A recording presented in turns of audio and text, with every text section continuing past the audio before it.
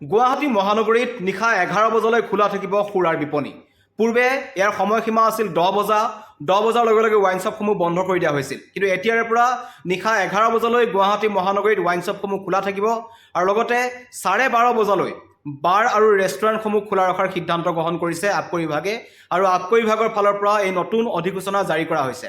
গুৰুত্বপূৰ্ণ সিদ্ধান্ত, গুৱাহাটী মহানগৰীত নিশা 11 বজালৈ ৱাইন শ্বপ খোলা থাকিব, বাৰ আৰু ৰেষ্টুৰেণ্টসমূহ 12:30 বজালৈ খোলা থাকিব।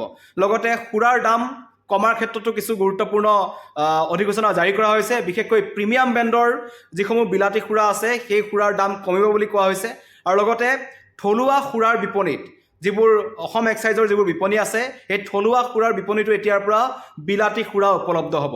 আজি আবকাৰী বিভাগে এই অধিসূচনা জাৰি কৰিছে। আটাইতকৈ গুৰুত্বপূৰ্ণ ইয়াত কথাটো হৈছে যে গুৱাহাটী মহানগৰীত নিশা 11 বজালৈ খোলা থাকিব ৱাইন শ্বপ।